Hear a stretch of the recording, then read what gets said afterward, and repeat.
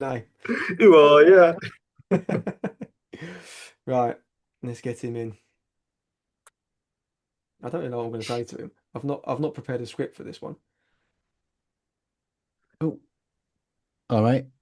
Can How's it you hear going, me? mate? You right? Yeah, no, but can you hear me? You hear No ya? problem. You hear us? Yeah, Yeah, yeah. me. How's it go? This is Ollie. Ollie's one of our I one like. of our co-hosts. You've got me, Ollie, and then another Scott. Scott can't be with us for this recording. He prioritised the curry night over this one. So There it is. how's it going though? You good? Yeah, good. Yeah, all good. Just waiting for our game tonight to get underway. Chance to go top of the league now, thanks to Rochdale and Scunthorpe being off. So, Yeah, we spoke about this earlier in the week. It's an interesting one because our game against Rochdale got called off mm, sort of towards the end of September. well, yeah, because we were at Altrincham that day because I saw quite a few of your fans in the middle of Manchester because you were the Yeah, live late kickoff. yeah, we were Uh, late. Yeah. oh my God, I got absolutely drenched at that game. Can't tell you how wet I got. It was ridiculous. Yeah, was what we were saying. It's an area of the country that is sort of renowned for being Mm. a bit damp. So I'm not sure what's going on up there with or seemingly some drainage issues, isn't it? They've always had really bad drainage there. They've always had real problems with it. Because it's amazing to think that, we get a lot of rain where we are, but the last time we had a game called off from a waterlogged pitch outside of the floods in 2015, which is a slightly exception or Mm, circumstance there, was 2006. So mm. it's nearly 20 years. So we had a new pitch fitted in 2006, and the difference it's made is massive. Yeah, as you Yeah, say, it's normally, if anything, it's normally a frozen pitch, isn't it? yeah, We yeah. get we get an area at Roots Hall where Mm. we've got one of our sort of our grandstand behind the goal, but Yeah, then we there's have a that. big it's not even so much the stand itself. The shadow. There's a block of flats directly Yeah, above it, so there's a huge shadow that gets cast on the pitch, and in the yeah, winter yeah, months it gets no sunlight. So yeah, yeah. if anything at Roots Hall, it would be a frozen pitch every so Yeah, often. yeah, it's that one, isn't it? Yeah, Yeah. Rochdale's games in hand as well. I was looking at the ones they've got, the free.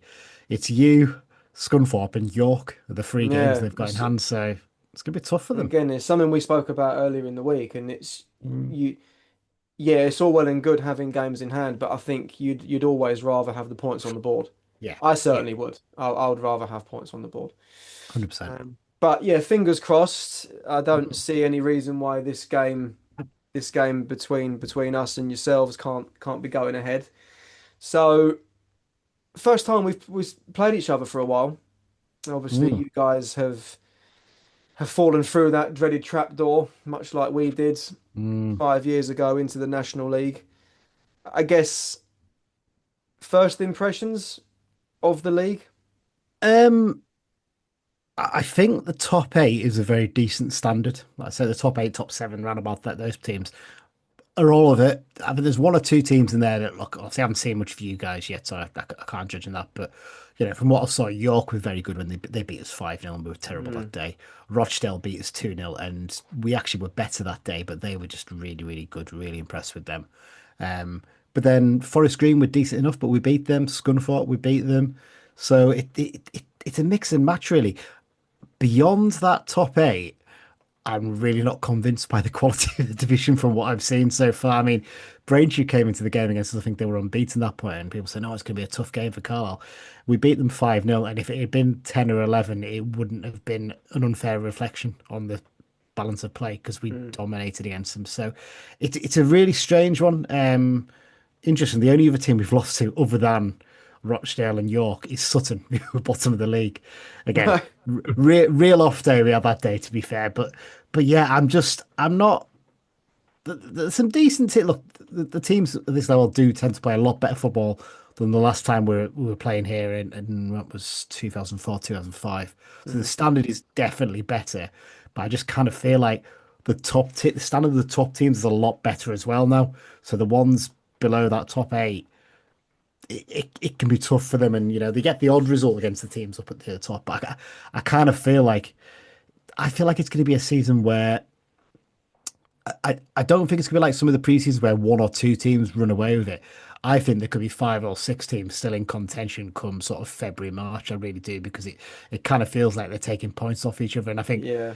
as we're saying there, We Rochdale said with the this, didn't three we? games in Yeah, hand they've got against Scunthorpe, York, and Southend, they're going to drop off a few points at some point, and it will all yeah, balance out a bit. So yeah. it's going to be a I'm really fascinating laughing. season, I I'm think. laughing because it's kind of quite refreshing to hear someone else say that because Mm. we've predicted very similar. That I personally don't see one team running away with it this year. I think it's going to be quite tight and be very competitive. We predicted earlier in the week that, well, it was Ollie that predicted it, saying that that top seven will, it's looking like quite soon will break away on their own, and then Yeah. it's just a competition for places as to who's going to Mm. finish where. But yeah, it's shaping up to be quite a tight and Yeah. competitive, I, certainly playoff pack. I think the only team that's really got a chance of actually pushing for that place in the playoffs is probably Halifax, I think.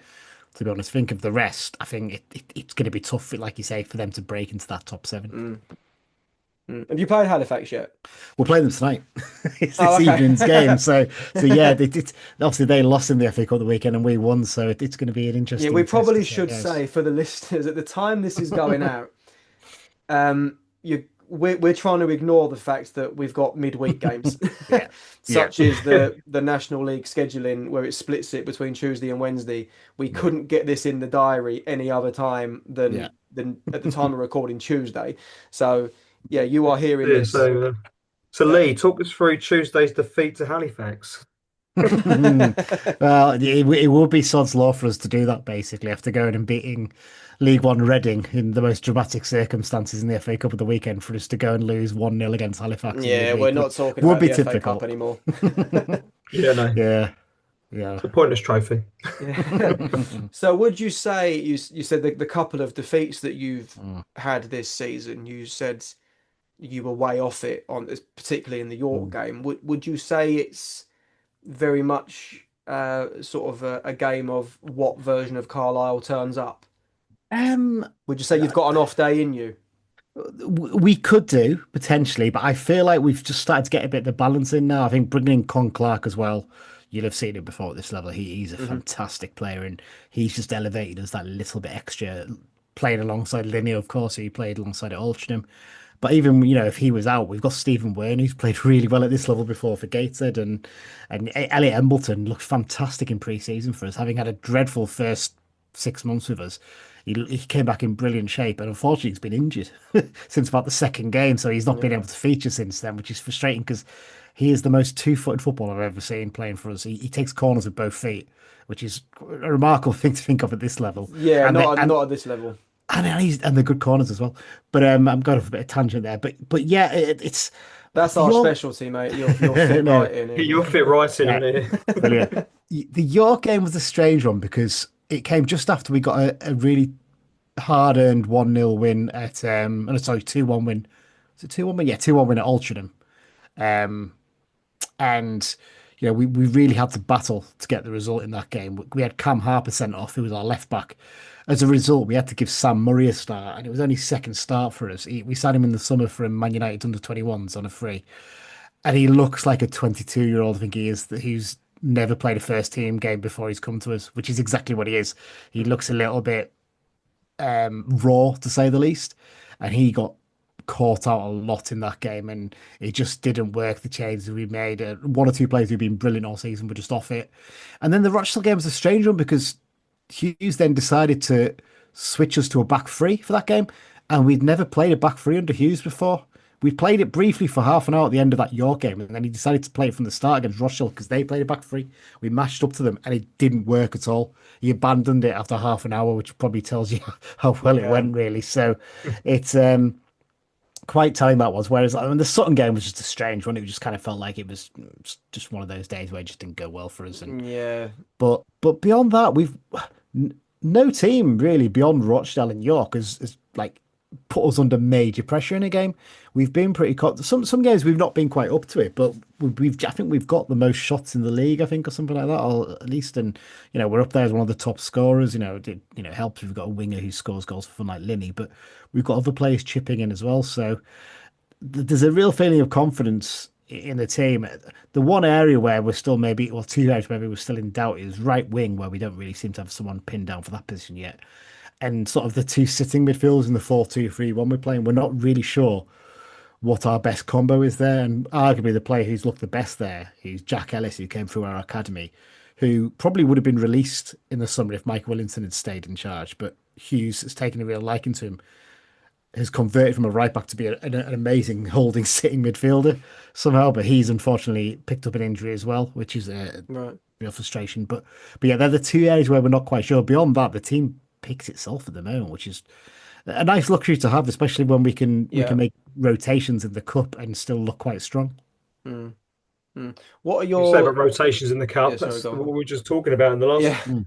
the last episode. We were saying about obviously we rotated our team against Yeah. Wildstone at the weekend, and we're out the FA Cup now, and that became a real talking point for our fans in Mm. terms of we made 5 changes and we get a man sent off after 15 minutes and lose 1-0.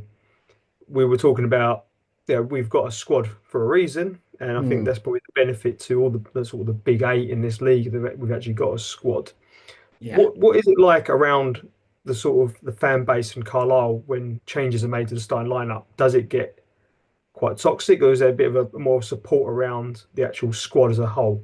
I think most of our fans look at our squad because our squad is too big, being brutally honest. We probably should have one or two players out of there, really. We should have moved a few on, but we just haven't been able to because they're on big wages. And we've had a couple of disastrous windows where we, Is we, that we still a didn't bit of a decide to football draw. league hangover?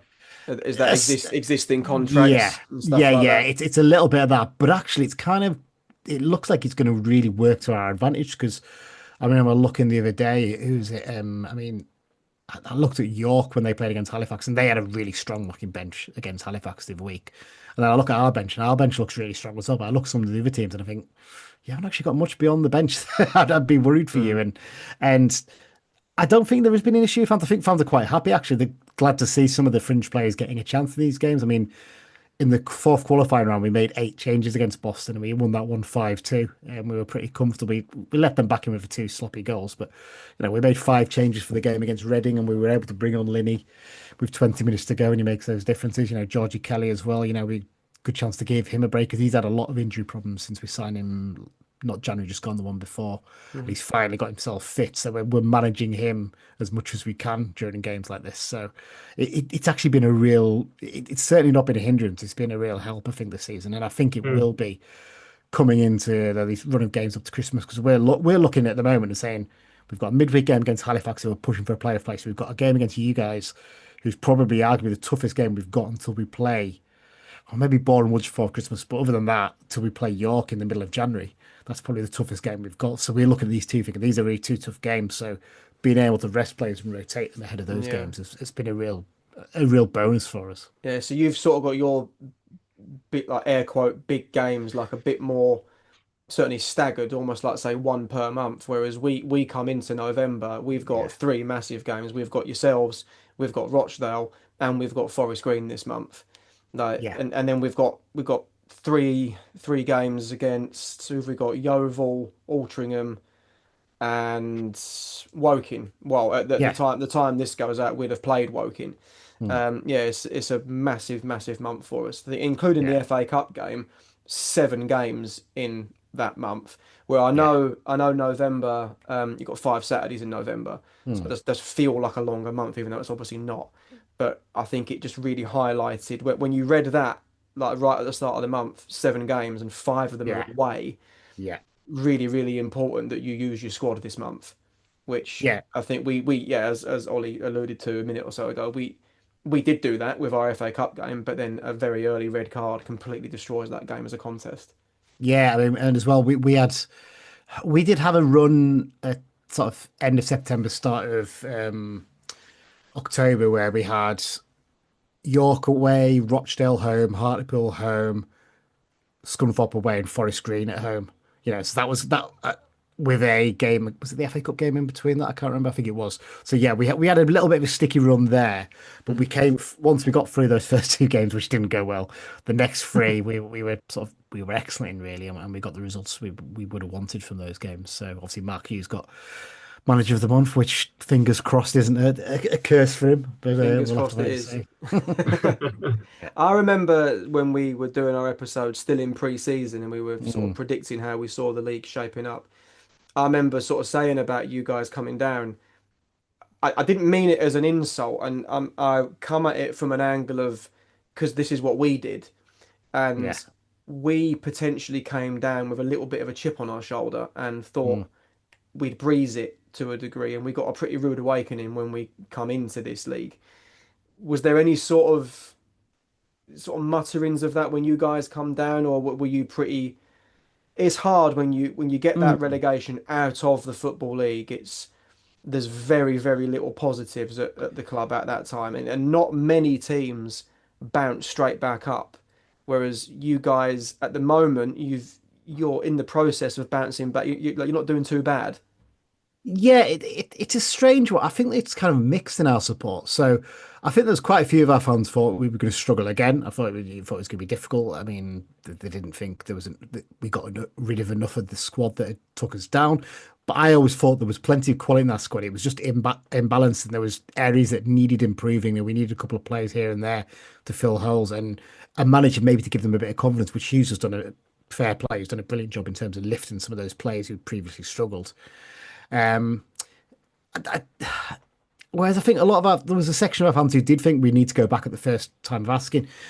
The way we've come down maybe is slightly different to you guys, in that, to give you a little bit of a modern history of us, we got taken over by an American family about just over 2 years ago now, I think it was. So it was November 2023. We got taken over by the Pietic family, who'd been interested in taking us over for about 9 months before that. They wanted to sort it in the summer when we got promoted to League One, but it overran as a result. That's why we ended up with such a poor squad at the start of our season in League One, and we struggled. And we tried to rectify that in January by going, on a bit of a supermarket sweep shop to pick up players to try and sort us out. We ended up, Harry Lewis and Luke Armstrong both on long-term deals, and Armstrong's worked out okay in the end now. He's doing really well this season, and Lewis is a decent backup to have. But things like that, it was a bit chaotic. We went down. The owners wanted us to play a nicer style. They stuck with Simmer. They should have just said it then the season. You're a legend. Thanks for everything you've done, but we're going to move on and do something different. Mm-hmm. Simmer built a squad that summer that was built for playing direct. They got rid of him, bringing Mike Williamson, who, as you will know from his time at Gateshead, loves to play a passing, possession-based football. Mm-hmm. Our squad did not suit that, and he is the most stubborn manager I've ever come across. You know how Ruben Amorim has been at Man United. Think of that times 10. He just would not move from that style, wouldn't adapt to what he had. In the end, It's mental, isn't it, that they can't. stupid. You get certain managers that sort of they can't have a sort of short-term plan, a medium-term plan, and a Yeah, long-term plan, and go, yeah, yeah, look, in an ideal scenario, I would like to play this way, but I straight away. Yeah, can't look at what's right in front of me and recognize that at the yeah, moment I don't have these players to do this. Your point yeah, about Amorim, like, I'm sort of genuinely surprised that he started to turn a bit of a corner there at the minute, yeah. but It's a shock, isn't it? he has been incredibly stubborn for what he's like Yeah, just over a year in charge now. yeah. He still hasn't So made massive changes to that squad no, in terms of personnel. no. But it's almost like the players are like, he's not going to stop banging on about this. We might No, as so well do it. we'll give it a try, yeah. But it's with Williamson, he wouldn't change, and in the end, they got rid of him. They brought in Hughes, who, some. It's interesting that I think it was the guy on the Reading podcast was asking before the cup games, like, is he viewed as a bit of a dinosaur in the way he is with football? I don't think he actually is. I think he's quite adaptable. He takes a look at what he's got in front of him and goes, right. He straight away got rid of us playing a back three. He said we're going to play a back four when he came in. And it took a little while for us to settle, but he managed to get a couple of players who'd been out injured fit, and we got some results. And if the season had been 2 or 3 weeks longer, we probably would have stayed up, because he was really starting to get us into a good rhythm. Um, and I think there was a kind of feeling with the owners we had and the backing they were giving us, we had a decent chance still of coming back at the first attempt. Because fair play, and they've been brilliant, the owners, in terms of investment. I think they've put in pushing on, if you include improvements to the ground, a new training ground they're building, and clearing off debt and signing players and wages and stuff, it's probably pushing on 12 million, if not more, they've put into the club. They've Mm. massively invested. When you come up for the reverse fixture, you'll see, if you've been before, the East Stand now, we have boxes fitted out in the back of that stand there. They fitted all them out. The fan zone's incredible. I've not been up for about 10 years. Yeah, It's been a long you time. you will notice a massive difference when you go. You really will. So they've really heavily invested, and I think actually the thing that stood out straight away was, previously in January we let Williamson sign like 10 or 11 players and get rid of 3 or 4 experienced players to try and play this passing style, and some of them were just so weak and just not up to it. Some of the loanees were terrible. Mm. Whereas with Hughes, it feels like there's now a clear plan in place, and the kind of signs we're trying to make a players who are going to do well at this level and perform for us. Regan Linney. It seems an obvious signing to make, but just bringing him in instantly elevating. Think, right, you've got a player who can do it at this level. Morgan Feeney, we know him as he's coming back for his second spell with us as a player. He's going to be a brilliant captain for us. We know he can perform. Bevis Mugabe looks a real, rock at the back. And Alex Gilliard coming in to play that sitting role. He's been with us before in the past as well on loan, and we've signed him on loan from Shrewsbury. He's added an extra dimension. It feels like there's thought going into the signings, and I think what we've done, whereas in the past we've tried to sign players from higher levels and think, yeah, that'll elevate us and take us to the next level. What we've done is it's funny, isn't it? How the pattern's always the same. It's silly. So like we got Jordan Jones on a 3-year deal, and he's just been terrible for us, to be brutally honest. And I don't think it's entirely his fault, to be fair in him. We signed him at a point where I don't think Simo actually took charge of a game with him. I think we signed him and then Simo was sacked. So Williamson plays with number 10s instead of wingers, so he was useless there. And then he was injured for most of the time under Hughes. So you go through that phase of chopping and changing managers too often. Your manager just ends up with because for years I think up until when did we first sack Phil Brown? What year was that? 2017? 18? I'd like to say 2016, I think. Around that time, I think we only had about 3 or 4 managers in what felt like 20 years. Yeah. We had Steve Tilson for quite a long time, Paul Sturrock for a fair bit of time, and then Phil Brown. And after that, oh my God, we had about 7 or 8 managers in the 4 years that followed that. Yeah. And we went right one extreme to another. And there were some caretaker managers in there as well while you're trying to sort things out. We had Sol Campbell.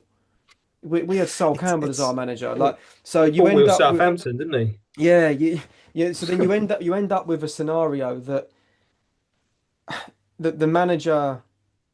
We gave an opportunity to a young manager in the 2020 season, probably at the time in terms of his coaching credentials, a guy called Mark Molesley. You may he was the Weymouth manager, and he'd got Weymouth back-to-back promotions.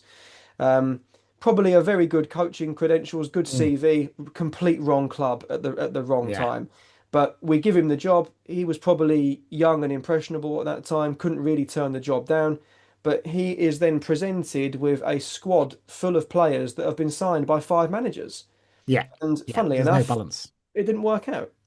No, and sadly, his career, he had a spell at Aldershot afterwards, but I think he's back in those like non-league scenes now. Yeah, we had the same thing. Like we had from sort of, would it be 2008 through to 2018, we had 3 managers, and that was Greg Abbott, Graham Kavanagh for 1 season, and then Keith Curl.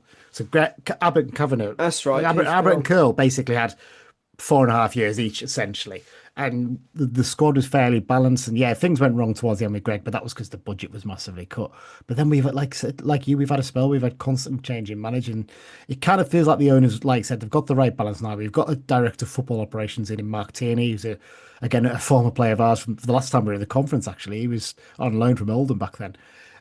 He's coming from Altrincham, so he knows this level, and we're signing players that feel right for the circumstances.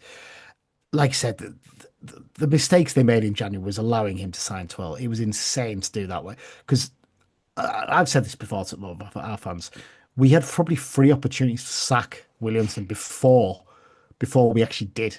We had a terrible game against Cheltenham back in October where we could have pulled the trigger really early and go, this was a mistake, probably too early.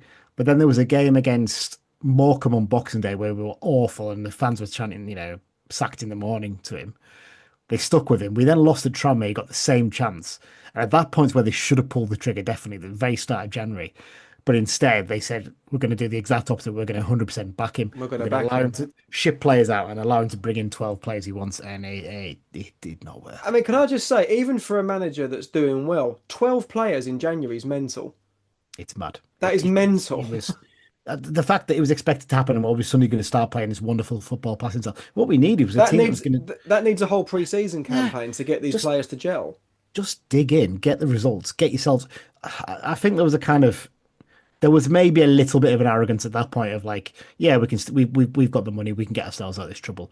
I Mm. don't think there was a recognition until that Swindon game where they beat us 5-1 of like, oh yeah, Shit. we're shit, we are in trouble here. We need to sort this out quickly. And Hughes, it was always going to take him a few weeks to get them organised and playing the way he wanted. And I think under Hughes, I think we've only lost 2 games at home under him in the whole time he's been in charge. One was the Rochdale game recently, and it was Wimbledon last season. So he's really made us Brunton Park a proper fortress at home. And that's the other thing. Williamson was always a little bit of an odd bloke. He's not. I don't know if you've seen him before. He's not really a people person. He doesn't really like doing interviews and that kind of thing. He's a very thoughtful kind of guy. Um, Never ever got a connection with the fans. Whereas Hughes from the minute one, and I know it's a very performative, and it seems it doesn't make that much difference. But he was instantly like coming out and like this, to the fans, telling them to G up, and like remember we won 1-0 at Barrow, and at the end, Very experienced manager though, yeah, isn't he? Knows how to play those little games with getting he, supporters on side oh, and that. he's had 750 games nearly as a manager now, and people kind of forget that. It's like you're not a bad manager if you manage that many games as a thing, and Well, he's he managed doesn't. at every level as well. Yeah, he doesn't have to manage at this level anymore. He could easily go off and play golf with his mates during the week, do a little bit of scouting and do his punditry the weekend. But he wants to do it. He really enjoys it, and I think most of our fans have really taken to him. There's still a few who aren't 100% sure, but I still pinch myself a little bit for like bloody hell, it's Mark Hughes. That's Mark Hughes. He's manager of Carlisle United. It still baffles me, even though obviously he's managed Bradford at our level fairly recently. But Yeah, I guess a uh, big compliment that I could sort of give him without knowing like any of the mm, sort of ins and outs of it. It feels like he's been the Carlisle manager for a lot longer than he mm, probably has, yeah. which is obviously testament to the job that he's done. He's put his stamp on things nice and early because it does feel like he's been there longer. Yeah, no, he's really. I think the fact that we're having a spell where after 2 years of dross, we're having a spell where we're doing well. We're up near the top of the division. We're doing well in cup competitions. It's kind of like, oh, this is nice. It's just nice to not have to be thinking, where's the next point actually going to come from here? I mean, here's a mad fact for you. That result of the weekend, us beating Reading in the cup, Hmm. that's only the second time in our history we've ever beaten a team 2 divisions or higher than us in the FA Cup. Really. And the last time was 1997 against Tranmere Rovers in the FA Cup when they Well, were in the I've read Championship. in League One. Reading League One, Yeah, yeah. League So Yeah. One. we're Yeah, of obviously course, League One's the that's like so highest it's level so in it like at the minute. it, that in itself is an achievement. We've never even been a cup upset team, and we're finally getting one. And I think the feel good factor he's brought back a bit, and the positivity around the club has made a huge difference. And you know, you think a lot of clubs fans would be really angry with the owners, and I think fans were disappointed with the owners when we got relegated rather than angry. I thought, well, some of them probably were angry. To be fair, that's probably not fair to say that, but I think they kind of understood that it was coming from a good place, what the owners were trying to do, and they are super positive people. They are really nice people, and they've, like I said, they put so much into the club, and Hmm. they're clearly here for the long haul. Yeah. No, it sounds like Mm, you've certainly turned the corner. There's a lot of parallels mm. between the two clubs, I would I was say. going to Oh say, it yeah. almost reminded me with Mark Hughes and the way he came in towards the end of that League Two campaign, couldn't keep you up, but stuck with you on the way down. Reminded me a hell of a lot when we had Phil Brown on the second Yeah, attempt. yeah, And at the time, we all said the same. If you give us 3 or 4 more games, we stay up. And we yeah. started to hit form. We started to actually get a tune out of these players. Um, then when we came down, we felt like, okay, we've got this manager who he would have kept us up if we had got rid of Molesley sooner, and it just never happened. We started slow in the National League, and that's when we had to basically have a complete reshuffle. But the whole club was toxic from the inside out. Like we were a complete rotten apple at that point. We didn't have owners that were going to invest into it. We didn't have a plan, as it were.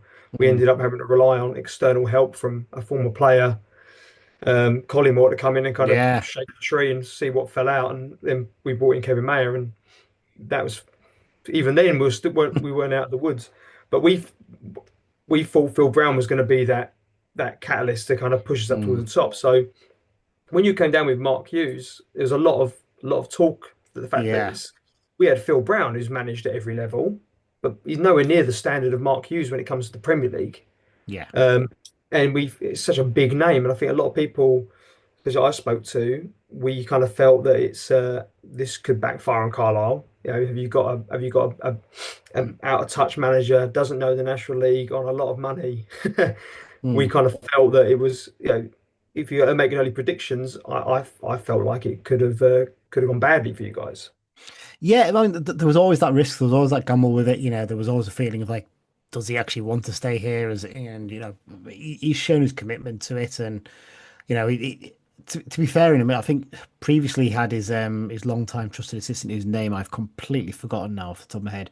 He was going to stay with him, but the travelling was a bit too much for him. I think he lives a bit further down south. So instead, he's brought in Frank McAvoy, who was the manager of Preston for a bit, and he's managed a bit, coached up a bit in Scotland as well, which is an area that we always feel we don't exploit anywhere near enough, considering the location where we are.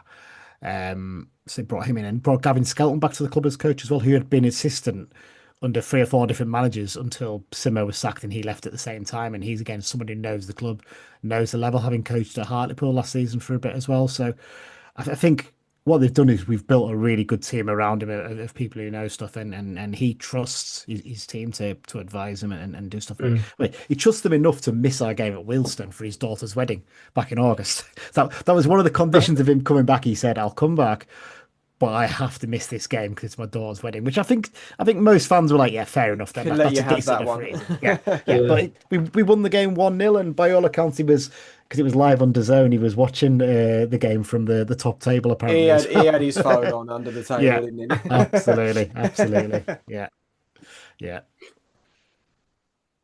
Yeah, no, Yes. it's interesting. I was going to ask actually, um, from a Carlisle perspective, and yeah. obviously, coming into the National League. I know we touched on the kind of like the sort of what we're seeing is now the top eight.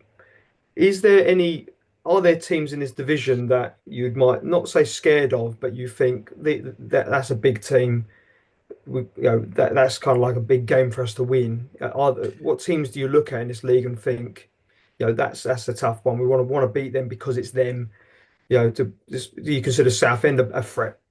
Yeah, absolutely. I think basically a lot of the current tops. I mean, like because you guys, playoffs last season, the obvious one to say you're going to be one of the strong ones, and you've kept most of your squad together as well, and only made tweaks around the edges really, which there's good and bad points to that, I suppose. But yeah, it's the obvious ones, the Yorks, the Rochdales, with Desiree, who's been unbelievable for them, and Forest Green for our new friend Robbie Savage, who seems to have taken a liking to us.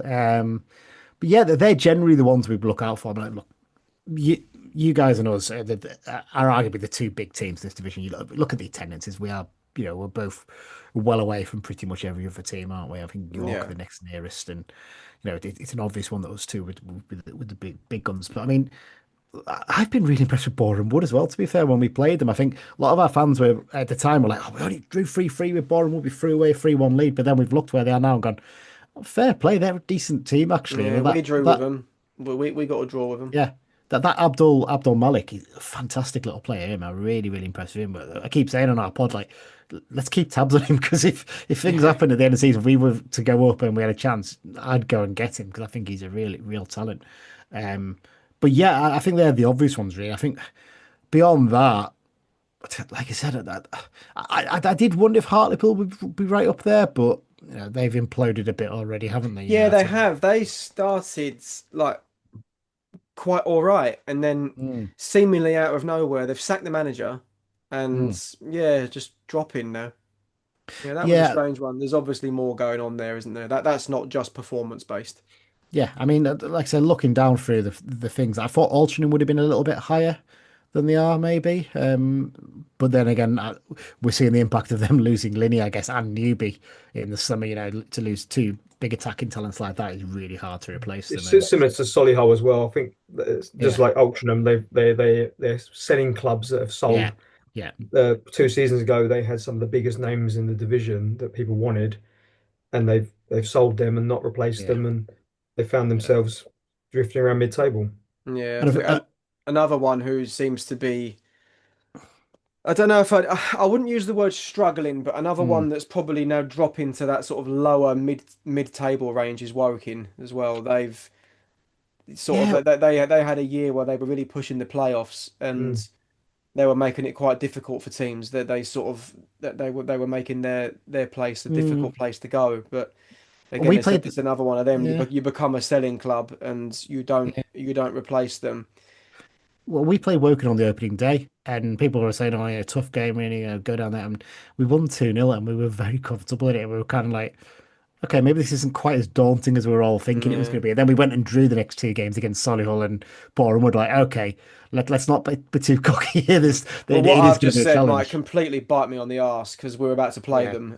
And yeah, yeah, that might be famous last words. yeah. No, but no, you're right with all those points. I mean, the only other team you want to mention maybe is Morecambe, who apparently are going to be the best team in the country in the next couple of months, according to their Yeah. managers via Saudi Week. I mean, I tried to be polite about that, and I still will. I think yeah, to give the manager his due there. I think what he's trying to do yeah, is galvanize the players a little bit. They obviously completely missed the pre-season. They're very yeah, much sort of learning on the job, so to speak. They've had a squad completely thrown together, and he's almost doing that little bit. If I keep saying it, they might yeah, start to believe it and yeah, sort of buy into the hype a little yeah. bit. So I mean, the easy thing to do is laugh at them and laugh at him. yeah. But I think go a little bit deeper, You sort of know, see what he's trying to do. yeah. He's trying to I, bring them up a little bit. I do get that, to be fair, and to be honest, staying up this season for them would be the That'd be absolute huge for them. If incredible. they can It'd be stay incredible. up, Massive, that'd be massive a achievement. massive achievement Just for them them. kicking a ball at the start of the season was a massive achievement. Just Yeah, for probably football in general, we've been through it. We thought at one point that on numerous occasions, that we thought we were done. That was it. We've been to our last game. yeah, We're not going to play anymore. So to see another team going through yeah, it and in our yeah, division, it was quite horrible yeah, to see. So when they obviously yeah, turned it around, you think, great. But yeah. briefly on their manager, that we played them recently. A Was it couple of 2-0? weeks ago, wasn't Um, they played some very nice football, at least tried Mm, to. I know the manager's come in with a great reputation as kind of like a very, very good modern yeah, tactician, as it were. But they seem to be trying to do the right thing. it And feels we like had it a few years ago. yeah, We tried to play the right thing, tried to play the right style of football. Almost like this was when we had Molesley. We tried to play a style of football that was almost too good for our players, yeah. and It's that can kind of backfire. It's similar it, to what I said a minute or mm, so ago about having that short-term plan, mid-term plan, yeah, and yeah, Yeah, long-term. Is he absolutely. trying to do a bit too Yeah, much too soon? Because in that game where we played Morecambe, I thought they were fantastic and they mm, matched us between both boxes. It was in both boxes where they had very, very little yeah, firepower up front. yeah. And on that particular, I know that they've had some positive results since then. Mm, On that given day, I thought they were woeful defensively. But yeah, between both boxes in that midfield third, I thought they were very good. yeah, But it was just whatever they were then yeah, feeding it through to, just yeah. on that occasion wasn't up I, to scratch.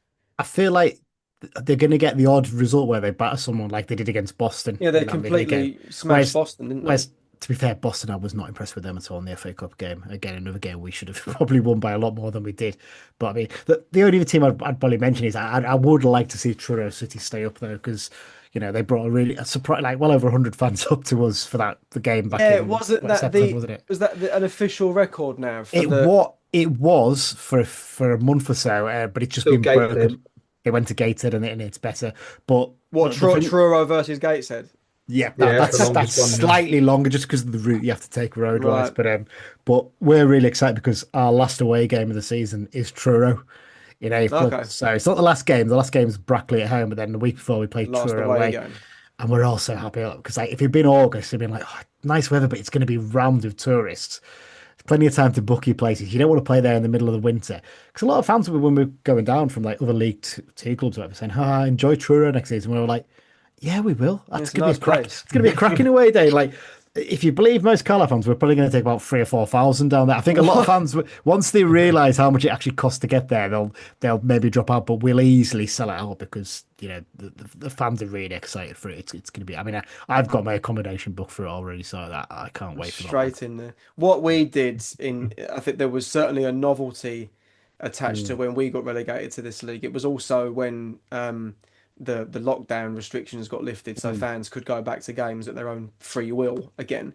Yeah. There was like every away game was a sellout. It was rammed, and then I think there's certainly games at grounds like Wealdstone, for example, where the novelty's like worn off now completely.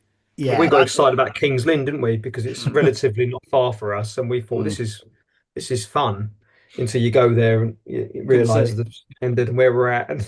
Couldn't see a thing. well, we Yeah. played Wealdstone, and like I said, that game that Hughes missed, and I went down for that one, and it had the real charm of like going to like an FA Cup game and like in the first round going to it. But I thought, God, if we have to come here 2 or 3 seasons in a row, Yeah. that will, like you said, This that'll is the wear off very thing. quickly. It I think does. The novelty wears off really, really quickly. It's Yeah. our fifth season. Yeah. And Of course. you run out of fixtures that you're looking forward to. So when Yeah. Truro came up, you're like, well, that's different.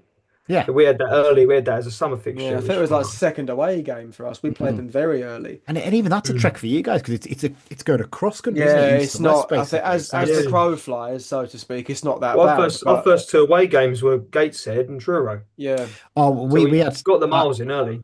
yeah. Well, we were the same. Our run of first 4 away games was Woking, Wealdstone, Sutton, and Brackley. you should just stay down here for the first. it You was- should it just was like have it like a hub. Well, this week as well. This week coming up, we've had Yeovil away, Reading away, and then you away 3 Saturdays in a row with Halifax at home in the middle of really, it. that's just So the luck that's of the like- cup draw, isn't it? You need Yeah, the it cup just- draw to break it up. Yeah, yeah, absolutely. That's what you do. I mean, the one I suppose we were looking forward to when we came down was Gateshead, because I think we were a bit. I don't know if they count still as the same club that was in the league in the 50s or whatever, but either way, we obviously haven't played Gateshead in a game for most of our fans' lives, basically. And for us, it's a short, one of the shortest away games. It's a shorter away game for us than Barrow, even though Barrow's in the same county, because Barrow's a pain in the ass to get to. Yeah. So it's good, a nice easy one, but it's Boxing Day, so there's no trains on, which is annoying. We will, if they give us that full stand alongside the pitch, the 4,000, whatever, we'll sell it out. 100%. We took 4.5 to Bolton a few years back for the first ever game we played there. Same with Wigan's new ground, as it was new to us at that point. We took 4,000 to that, so we will take that to Gateshead. But like you said, I think from hearing people who've been there before, that the facilities are It's not based great. daily, so it's kind Not of like great. I think the novelty of that will wear off very quickly Yeah, after one trip. and I know it's the classic about the athletics grounds. Like Yeah. it's different because you get a ground like I keep using Wealdstone as the example. It's because we've just played them, but you got a ground like Wealdstone's ground where Yeah. if you're not like on the fence, literally on the fence at pitch side, you can't see a thing. And then you get a ground like Gateshead where it's the complete opposite end of the spectrum. You're too far away. Yeah, yeah. It's a nightmare, isn't it? I mean, I don't know if you guys have been up to Barrow for the games there or whatever, but you know, I've been to obviously- Barrow. I've been to Barrow. I mean, the new away and they put there is not as relegated bad. in But Barrow, didn't we? did you? God, I think that was our last game in the EFL. I could It not think of was. a worse It place was, to do that. I lost Well, no, count no, of but the it was Barrow. it was COVID, so nobody was Oh. even there. We Oh got well, that's we great. got, we got relegated on telly. Wow. Yeah, we went from League One to the National League without seeing a game with fans. Yeah, That's insane, isn't that it? was our. My last game, my last game here. before COVID was in League One, and then the next time I went back into Root Soul, we're in the National League. Completely bypassed League Crazy. Two. Crazy, absolutely mad, isn't it? Yeah. Yeah, there were some dark times. Some dark Yeah. times. So Yeah. big game Mm. tonight. 5:30 kickoff. The zone cameras. Predictions. Score predictions. I'm going to put you on the spot.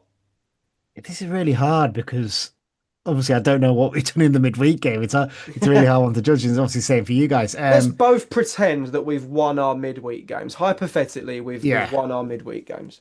I think potentially it could be a real cracking game, and I think look, our game against Forest Green that was on DAZN as well live. I think was in.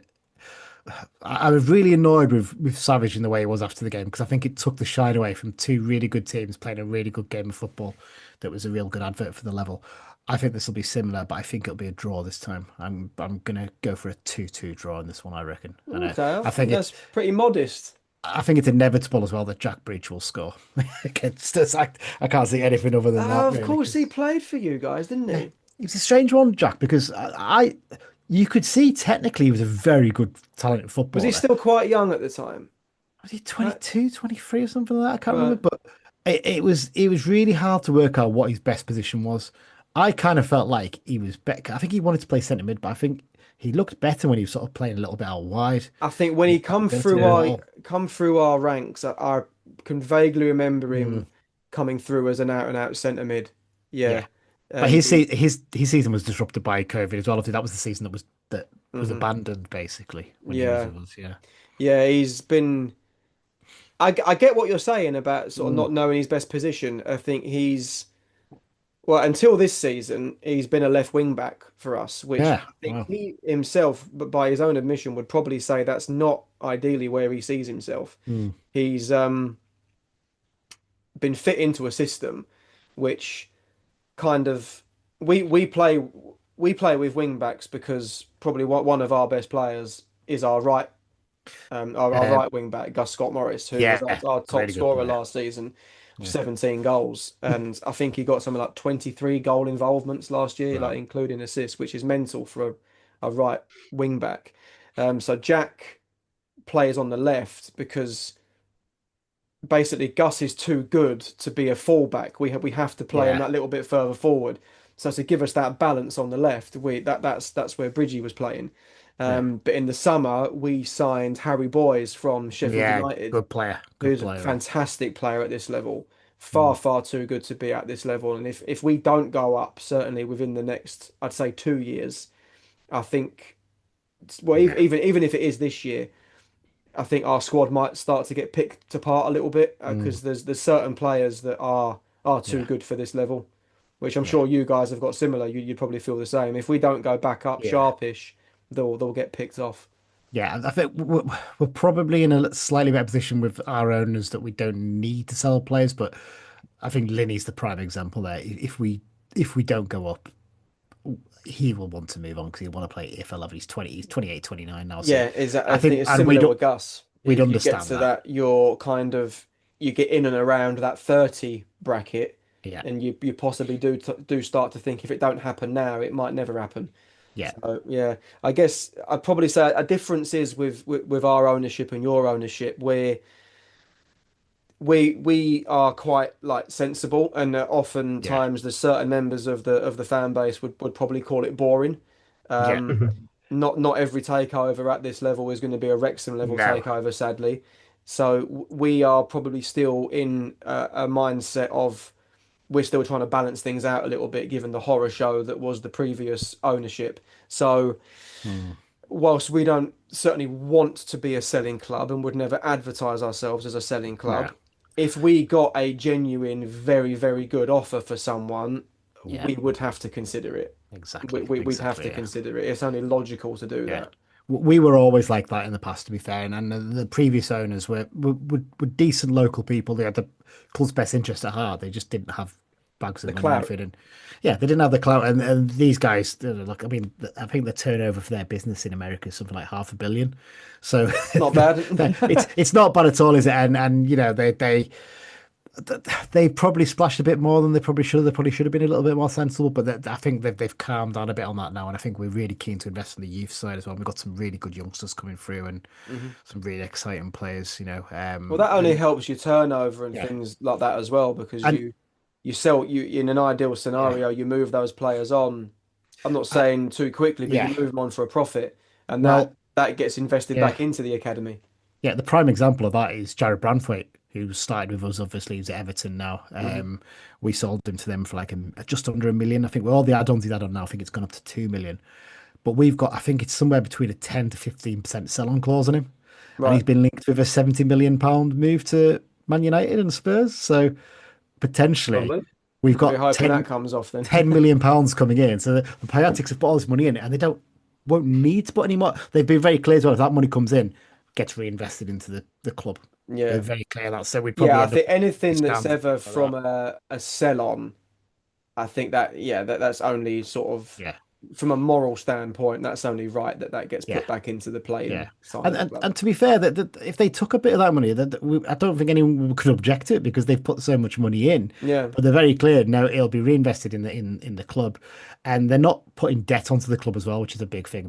They're all everything that they said. They're very clear. We won't be putting debt into the club. We'll be investing in capital, and they'll yeah. just change any debt that comes from it will just get changed into to shares, basically, non-voting ones. So Mhm. we are pinching ourselves a little bit. The fact that we've gone from being skint for about the best part of 15, 20 years to suddenly having a lot of money to spend. And it's just typical Carlisle United. You managed to get yourselves relegated to the non-league again. So, It was weird for us because that yeah. those little moments of oh we're not skint anymore even Yeah. came down to the little things like walked back into a game a couple of seasons ago and it was like, oh my God, we've got a new scoreboard that actually Yeah. works. So we've got a big Yeah. screen scoreboard that can play Hot, video. It's like, Well, I think running that one hot, was fair enough. We got excited about there being clean toilets. yeah. One. running hot water in the toilets. That was the Oh, thing that blew mate, a lot that of was our like that was minds. a game changer. That was. Why is that Wasn't it? always the thing? Whenever a club is struggling, why is there never hot water in the toilet? Just shut it It's off. madness. It's They madness. must Stop. cut the gas bill Yeah, off. I just reckon stop that's paying probably for what it is. gas. Everything's Yeah. freezing. They've not fired the boiler up. It's Incredible. like a house in the 80s. Incredible. Yeah. But no, I agree with your sort of your sentiments on the game. I think it's got all the makings of a good old ding dong, to be honest. And Mm. yeah, I'm quite excited for it. I'm quite excited for it. You don't get many big match feels in this league anymore. Like, and Yeah. I mean no disrespect to certain teams at this level, but I know um, what you mean. Yeah. it'll be a packed house. Not normally what that means is the away end is empty. Like Yeah. our home attendances are very good, as are yours, and I'm no Yeah. doubt it's going to be a packed house. You'll bring a good following. This was I just a think, bloody long way to travel as well, especially yeah. for the late kickoff. I don't know what time some of your fans are going to be getting home, It'll but be like yeah, 2 or 3 in the morning, I think. I yeah, think we've like, sold about fair four or play. 500 already, I That's think, what I from mean. So Yeah. it's going to be a packed house. yeah. Yeah, all the makings of a great game, and I would say that's probably our for me, biggest away attendance we've received, I think, this season yeah, by a Yeah. mile, by a by a mile. mile. It's the thing, like, but we had this last season, us and Oldham running away with the attendances, and then we Mm. both get to play our final and set the record again with the 50 odd thousand at They tried to Yeah. stop us. Wembley. They try to stop us. Yeah. That's Yeah, I why we saw that. said It's at the start of mad. the season, we're like, we can picture a big playoff final. And because we said about, Southend York, just because of the Yeah. attendance at Wembley for that. You imagine Southend Carlisle Wembley for a playoff final. I mean, it depends on what day it's on, because if it's on a Sunday, that can really put a bit of a bummer on trains True. getting The down. Because trains. we had that with our one against Stockport the other year. I think we ended up taking, was it about 18, 19,000 down, which was a great effort from us. But, if it had been a Mm, Saturday instead, we could have taken so much more because you couldn't actually get a train down from Carlisle Yeah, for the that game, is which was always a the thing shame. as well. Like Yeah. we've been at Wembley 3 times now, which Yeah. it's sort of you don't realise how lucky you are to say that as a supporter Yeah. of a lower league club. I've seen Southend play at Wembley 3 times. I've seen us play at Cardiff 3 times before that while Wembley was getting built. We've not done Mm. too badly, but for us, certainly travelling to Wembley, it's not that far. Like No. we're Yeah. we are no, like geographically, it's in our hour and a favour. half, weren't we? Yeah. Yeah. I actually drove to the last one. I didn't get the Mm. train because there was all that grief with the trains. It just played Yeah. into, Yeah. and I went with my family. Like I took my little boy. Like it wasn't really the train wasn't going to work. Um, but yeah, I think it always sort of it plays into our hands a little bit, like our attendance at Wembley, because we're around the corner in the grand scheme of things. But Mm. when you look over that side of that Oldham game and you think, "Do you know what? Fair play, because you've had a hell Yeah. of a much longer way to travel than we have, and Yeah. you've played your part as well." And wasn't that the first season Oldham had finished in the top half of a division for like God knows how many years? Yeah, something like that. Something Because like that. they've just been on this decline, haven't Very they, slow for decline, hasn't it? like Yeah. 20 years. Yeah. It's ridiculous. Yeah, no, I think yeah, all things considered, Lee, I think it's going to be a great game Mm. tonight. It's I would say, well, I will say may the best team win. I can be professional enough and say Yeah. that. Um, obviously, I'm hoping for a Southend victory, but aside from that, um, wish you guys all the best for the remainder of the season. Until we play each other again. I Yeah. can't. When is the return game? When is the return game? I've got the fixtures up on my desktop here because I can tell you that very quickly, hopefully. In March. It is. Oh, he's Yeah, it's got there March. first. March the 7th. Yes. Start of No. March. So I presume that's a Saturday because we've had some I'd have thought stinkers on so. Tuesday nights this season. We're so annoyed. Both York games are on midweeks for us, which is Well, again, I don't know if it's one of frustrating. them things. It's just happened to be a much more southern league this season. But Yeah. a lot of our midweek games are the more local ones, which has Yeah. obviously given us the flexibility to travel the distances Mm, on a Saturday. Yeah. Obviously, we play Rochdale midweek now, but that's a rearranged game because it yeah. got postponed. Yeah. But our Um, Boxing Day game's half an hour away. So it's like we get yeah, a lot more local. yeah, I mean, Gateshead being just over an hour away from us is a novelty for us for an away day on Boxing Day. Which yeah. Mm. Everything must feel like miles away for you guys. more thing is, like Morecambe was always the local game that we didn't mind because it's literally straight down the M6 and just slightly turn off and you're there. Everyone thought when Barrow came up, a lot of the fans were like, "Oh, it must be great for you know, you got this derby game." It's like, have you tried getting to Barrow before? You drive Yeah. down the M6, then you turn off, and then you've got another 45 minutes from there just to get to Barrow. It's as they say, Barrow is on the end of the world's longest cul-de-sac. That's I've heard someone describe it once. It's yeah, a hell of a slog, but yeah, No, yeah. Cheers, Lee. no I problem at think all. we'll wrap things up. Yeah. Thanks for joining us. No problem And at all, mate. yeah, when it comes to the return fixture, we'll have to do it again. Absolutely. We'll see how both teams are faring up. Yeah. Hopefully, both of us going in the top two spots by then. That'd be nice. I Well, won't, I David, won't tell you, won't tell you which way round looks I and want second don't mean it. nothing. That's a huge difference Yeah, between them two yeah, positions. You can have number exactly. two, we'll have number one. Yeah. Okay, you can have it then, but maybe come the final game, we'll switch it round. That typical Southend fashion, that's what will happen. Yeah. It's odds are. Yeah. Nice one. Cheers, Lee. No problem. Ta, mate.